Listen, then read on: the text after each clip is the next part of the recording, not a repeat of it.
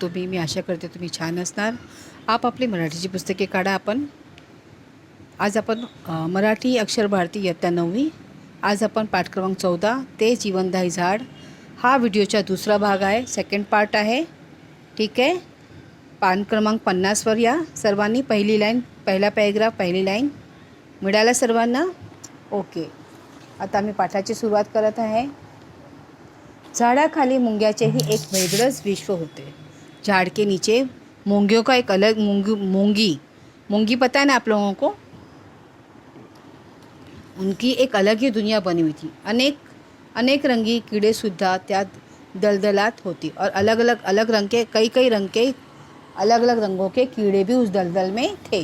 ठीक है. एकदा पाहत असताना सापाची कात आढळून आली. झाडांवर खारीची वस्ती तर होतीच, पण थंड सावलीत कुत्रीही तिथं विसाव्याला येतच. फुलांपासून ते फळांपर्यंत सगळा जीवन प्रवास त्या झाडाचा मला पाहायला मिळाला. वहाँ पर मतलब क्या थी, मूंगी की ज़मीन के नीचे मूंगियों का ढेर बस्ती बनी हुई थी और आसपास में जो पानी से दलदल हुआ था वहाँ पे और भी कई तरह के कीड़े थे. हाँ. और असताना सापाची कात आढळून आली.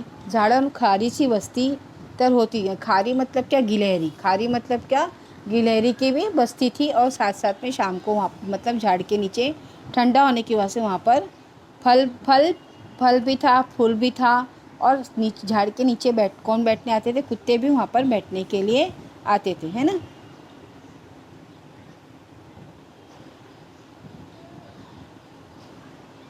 विसाव्याला म्हणजे आराम करने के लिए आते थे. फुलांपासून ते फळापर्यंतचा सगळा जीवन प्रवास त्या झाडाचा मला पाहायला मिळाला नाही.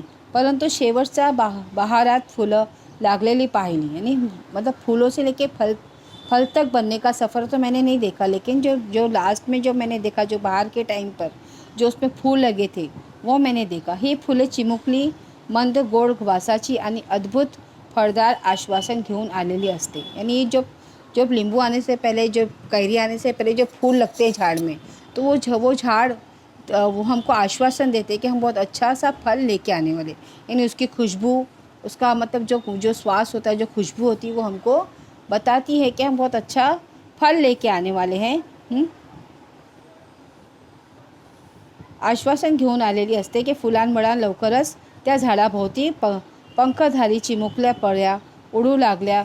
फुलांपाखरं आणि रंगीत उड़ते कीटिक, यानी उस पर फूलपाखरू यानी तितलियाँ उड़ने लगी आसपास में.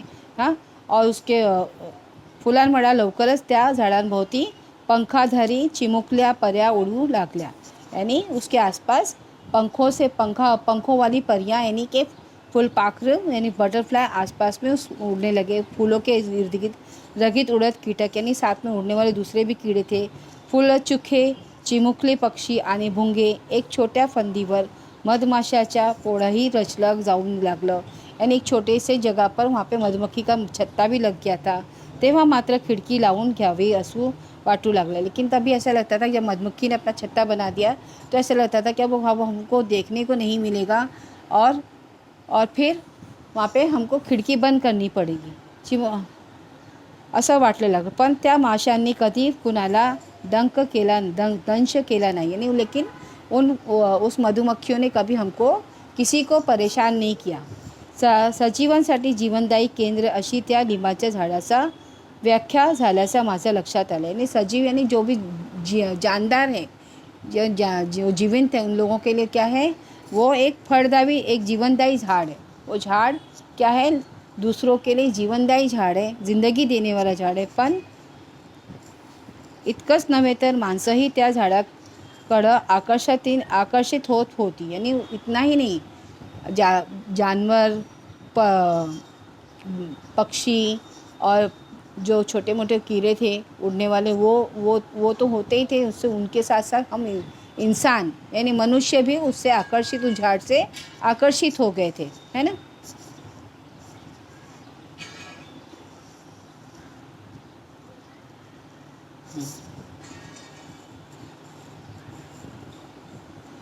आकर्षित होते. ज्या कुण्या दक्षिणाच्या राक्षस स्त्रीने हे लिंबाचे झाड राहत्या घरांच्या माग केवढं भाडे करू असताना लावलं होतं, तिनं त्या झाडाला कुंपून घातलं नव्हतं. मुक्त मोकळं झाडं तिनं जणू कडूपणाच्या आणि कंजूशीच्या मर्यादेने घातलेल्या नव्हता. आसपासचे लोक येत लिंबाचे फळ मुक्तपणे घेऊन जात. फळ कधी कमी पडली नाहीत. फळांनी लगडलेले ते झाड दुष्ट लागण्यासारखं समृद्धीची भावना जगवणारं आणि जीवनदायी होतं सगळ्यांसाठीच. यानी ज्या कुण्या दक्षिणात त्या स्त्रीने, यानी जो भी अच्छी औरत थी, हे लिंबाचे झाड राहत्या घराच्या मागं केवढं भाडे करू असताना लावलं होतं.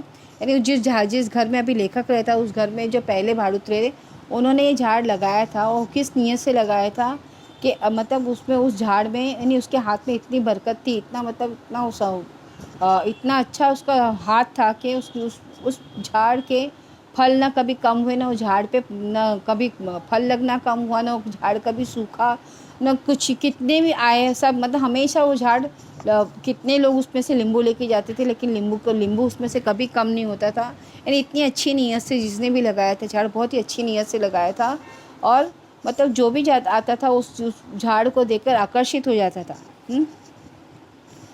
ते झाड दुष्ट लागण्यासारखं समृद्धीच्या भावना जगवणाऱ्या आणि जीवनदायी होते. वो झाड़ कैसा था? ज़िंदगी देने वाला था, लोगों को ज़िंदगी देने वाला झाड़ था. ठीक है. म्हणजे असं की माणूस, पशु, पक्षी, कीटक, साप, कुत्री आणि खारी, गोलगाई अशा सगळ्यांचं ते आकर्षण घेत असं. भुवातल्याच काहीतले विसाव्यांचं आणि आनंदाचं जणू आशीर्वादमय आश्वासन आणि जगण्याचा दिलासा. आणि मतलब के इंसान, जानवर, परिंदे, कीड़े मकोड़े, सबके लिए वो कैसा झाड़ था? एक जीवनदायी झाड़ था. सबके लिए ही वो मतलब एक आकर्षण था.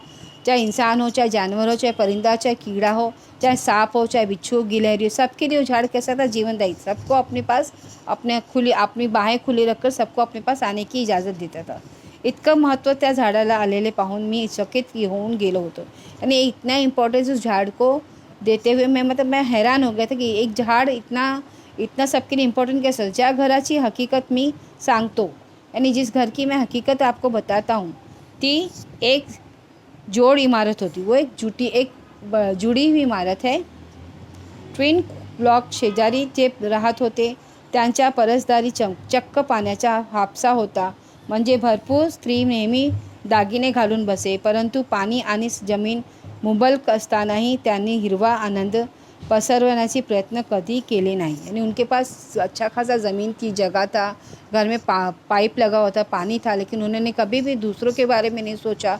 दागिना पहन के हमेशा औरत बैठती थी, मतलब उसके पास इतना ऐशो आराम था, इतना सब कुछ था. वो चाहे तो बहुत सारे झाड़ लगा सकती थी आसपास में, लेकिन उसने नहीं किया. मला वाटतं की झाडं लावणं, ते जगवणं, त्याद्वारे दूरवर आनंदाचे आणि आश्वासनाचे रंगीमय संदेश पसरवणं आणि हिरवा चमत्कार रुजवत असतो. यानी झाड़ लगाना एक अपने में ही लोगों तक मैसेज पहुंचाना था, हरियाली का, खुशहाली का, है ना. हे लिंबाचे झाडच बस बघा. अब ये नींबू का झाड़ ही देख लो. ज्या कोण्या बाईने हे झाड लावलं होतं, जिस भी औरत ने झाड़ लगाया था,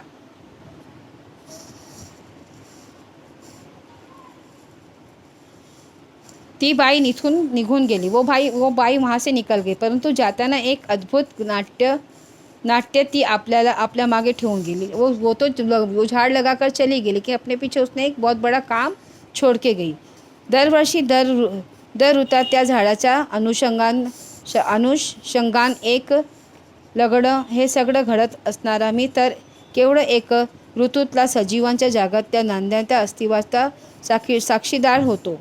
मतलब मैं उस झाड़ का साक्षीदार था. उस एक साल में मतलब वो जो भी कुछ हुआ वहाँ का मैं गवाह था. इन चीज़ों को देखते हुए, उस वहाँ के मतलब हर मौसम का मज़ा लेते वहाँ का मैं साक्षीदार था. पण शेजारची ती माणसं, ती अनेक वर्षे त्या घरात राहत आलेले होती. लेकिन जो हमारे पड़ोस के जो लोग थे, वो तो हमेशा से उस घर में रहते थे. परंतु न त्यांनी ते हिरवं कौतुक पाहिलं, लेकिन न उन्होंने कभी वो हरे भरे झाड़ को देखा, न त्यांनी झाड़ लावली, नाही उन्होंने कोई झाड़ लगाया. तर त्यांनी फुलं लावली, फुलफोली. उन्होंने कोई एक फूल लगाय. हा निसर्गातला आनंद त्यांच्या मनात कधी पोचल्याचं मी पाहिलंच नाही. यानी ये मतलब नेचर का जो खुशी होती है, जैसे हम कोई पेड़ लगाते हैं तो हमको कितनी खुशी होती ना, तो ऐसी खुशी मैंने उनके दिल में कभी मैंने देखा ही नहीं. म्हणूनच कदाचित ती माणसं त्यांच्या परस अंगणासारखीच उदास, भकास, तपकिरी अशीच वाटत राहिले मन. यानी इसीलिए इसका उनका आंगन हमेशा उदास, तपकिरी, गर्मी से बुझा हुआ ऐसा लगता था, क्योंकि उनके आंगन में एक भी पेड़ पौधे नहीं थे, है ना. ते झाड लावणारी ती दक्षिणेत्या बाई एकदा तिच्या मुलासह आमच्या घरी आली. जिसने झाड लगाया था वो एक बार हमारे घर पर अपने बच्चे के साथ आई. तिनं आल्याबरोबर प्रथम जाऊन ते झाड पाहिलं. वो आते साथ जो पहला उसने अपने झाड को देखा. तिच्या ते हळवेपणा मला सुजानशी संबंधित वाटला. यानी उनका जो मतलब जो प्यार था, जो पहचान थी, जो एक अपनापन था, वो मुझे समझ में आ गया. मला वाटतं सुजानाशी, नवनिर्माणाशी, निर्मितीशी मन जोडलेले असलेले तर ते ताजं राहते. यानी हम अगर अपने नेचर से, अपने ज़मीन से हम अपने मन लगा के रखेंगे तो हमेशा वो हमारे ताज़ा रहता है. झाडांना फुलून रुजवून त्यांचा हिरवा संदेश दूरवर पोचून आनंद देते, जीवन देते, आश्वासन आणि आशीर्वाद देते. ते हे पाहिलं कि मन थक होतं. यानी हम कभी झाड़ लगाते तो दूर तक इसका मैसेज जाता है, उसकी ग्रीनरी का, और हमको एक आनंद खुशी महसूस होती है, और हम एक अच्छे नागरिक होने का अपना फ़र्ज़ अदा करते हैं. हे मर्म ज्यांनी मन जाणलं ते मला वाटत आनंदी राहतात. जिसको भी ये मतलब ये इलाज पता, ये मरहम पता चल जाएगा इस रोग का, तो वो खुश रहेगा कि झाड लगाओ और सुखी रहो. जे नसते भौतिक गोष्टांची ध्यास घेतात. यानी जो सिर्फ मतलब भौतिक, यानी जो बस अपने आप में रहते, यानी जीना, खाना, पीना, बस उसी में लगे रहती, जिनको नेचर से कोई मतलब नहीं होता है. हाँ, दागिने घेऊन बसतात. त्यांच्या भोवताली कधी हिरवं झाड उगवत नाही आणि त्यांच्या मनात कधी पक्षी चिवचित नाही. आनंदापासून ते बिचारे वंचित राहतात असावे. त्या जीवनदायी झाडांना आपल्या हिरव्या भाषेत मला असं बरंच काही सांगितले. यानी जो कभी झाड़ वगैरह नहीं लगाते उनके पास में ना वो हमेशा मतलब वो बस जो अपनी जो बेसिक ज़रूरत होती है उसी में घिरे फिरे रहते हैं. उनको झाड़ से मतलब होता है, नेचर से मतलब होता है. हर नेचर की खुशहाली इनको पता ही नहीं होती, उनकी ज़िंदगी में वो बात आती ही नहीं है. हाँ, ऐसा मुझे इस जीवनदायी झाड ने बताया. मी आशा करते की तुम्हाला हा पाठ समजला असेल. ह्याचे क्वेश्चन्स तुम्हाला करायचं आहे. ठीक आहे, धन्यवाद, थँक्यू.